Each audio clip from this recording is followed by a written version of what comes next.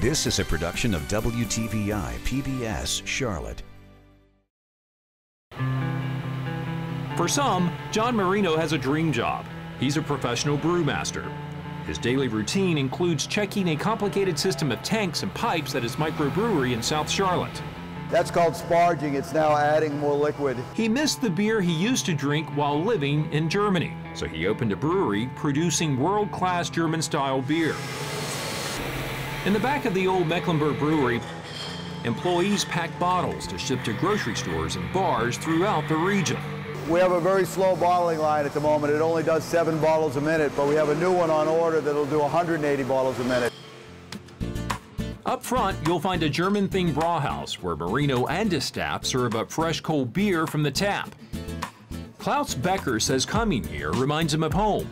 He moved from Germany to Charlotte 36 years ago to work. I am in the international steel trade.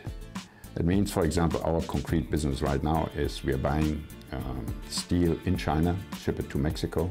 In addition to running his international business in South Park, Becker has another important role. He's the Honorary Consul of Germany. A consul is someone who represents another government or country in the territory of another. They help with things like obtaining a visa or notarizing documents, but they also help build business relations between two countries. I want to put Charlotte more on the political map with the German institutions in Washington and in Berlin. There are 3,500 German companies in the U.S., of which 500, or 20%, are located in the Carolinas. 200 are in the Charlotte region alone. And these are not Mickey Mouse companies. These are big companies. It's Bosch, that is ZF, which is not very famous, but it's the second largest automotive supplier in the world after Bosch. There's Getrag, who does gearboxes. And just like Germany, Italy also has a large presence in the Charlotte region. Claudio Carpano is the Honorary Consul of Italy. He travels to Italy several times a year, and while there, I have opportunity to tell the story about North Carolina and tell the successful story of the Italian companies that have moved to Charlotte. There are about 100 Italian companies in North Carolina.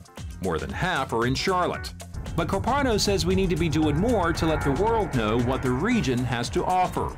The story is not out. It's not out as we want it to be. He says when most internationals think of the U.S., big cities like New York, San Francisco, Chicago, and Miami come to mind. Even honorary consuls who represent countries that don't have companies in Charlotte play a key role. By day, Chris Domeny works for one of the big banks, but in his spare time, he serves as the Honorary Consul of Hungary for North and South Carolina. I meet a lot of people, and I try to engage in conversations that help improve relations between Hungary and the Carolinas. There are about 100 people from Hungary who live in Charlotte, but as far as the number of Hungarian businesses, in Charlotte so far none. We're working on getting a Hungarian business established here. While Domeny encourages Hungarian investors to consider Charlotte, he says it's a two-way street. I encourage businesses here to look at Hungary if they look at Europe in general, to expand and see if that's a possible fit. Sven Gerzer is with the Charlotte Chamber, and he works closely with the 14 honorary consuls in our area. Hungary is in a sense fairly new among the European Union countries that is starting to look outwards out of Hungary and out of Europe. I think once we have the first one here, the second and the third will follow a lot easier. Attracting more foreign-owned companies to Charlotte, Gerzer says, will make our local economy stronger. When international companies create jobs, they pay wages, they hire a lot of people, they pay taxes, they add significantly to the economy. 69,000 people in the Charlotte area are employed by foreign-owned companies. Even if you don't work for a company, your company might do business with that company because they're here. So it creates another additional set of jobs and business opportunities for local domestic companies. And Charlotte has a growing international community. And more honorary consuls mean more conversations and discussions with regions outside of the United States. You can build business relations on that, and that certainly helps the bottom line.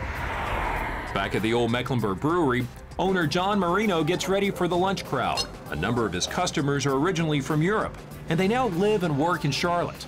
Coming to the brauhaus reminds them of home.